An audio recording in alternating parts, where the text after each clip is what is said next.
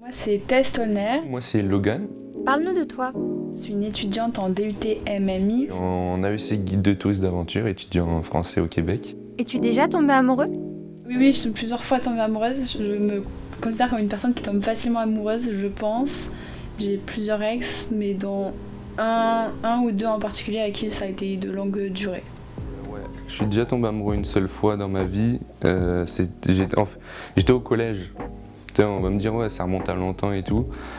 Pour moi, non, ça remonte pas à longtemps parce que je sais que c'était quelque chose qui m'a vraiment mis mal dans ma vie.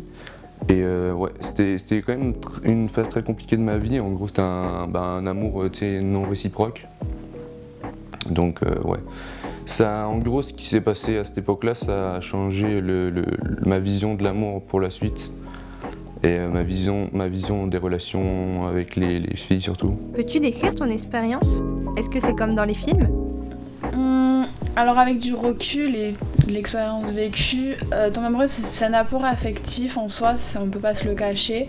Mais il y a beaucoup d'autres choses à prendre en compte, c'est adapter sa vie, pas forcément dépendant de quelqu'un, mais ça chamboule quand même pas mal.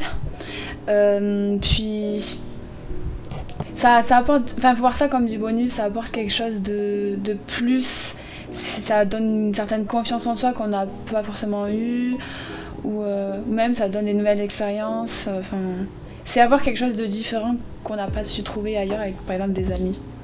J'ai un aspect très négatif de l'amour quand même. J'associerais plutôt ça à la douleur en fait.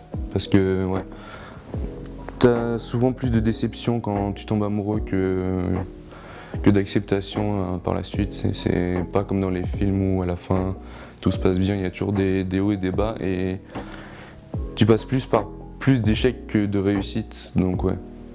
Peux-tu nous partager une anecdote? J'avais toujours rêvé d'aller à Disneyland. Il faut savoir que je fais mes études du coup sur Paris et j'étais jamais allée sur Paris et encore moins Disneyland. Et du coup mon ex-petit ami pour mon anniversaire il m'a fait une totale surprise, m'a amené à Disneyland alors que on m'avait clairement fait croire qu'on allait chez le médecin. Il avait joué le malade. Du coup voilà, c'était drôle et c'était très très réussi comme surprise. Selon toi, est-ce que l'amour ça en vaut la peine? Ouais, pour moi l'amour ça en vaut la peine quand même parce que mes parents sont pas séparés, je sais qu'il y en a beaucoup qui ont des parents séparés. Moi j'ai la chance de les voir qui s'aiment, même mes grands-parents sont pas séparés non plus.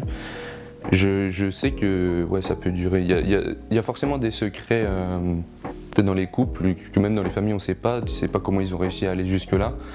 Donc il y a des questions que j'ai pas envie de leur poser pour savoir comment ça s'est passé, parce que des fois ça te regarde pas.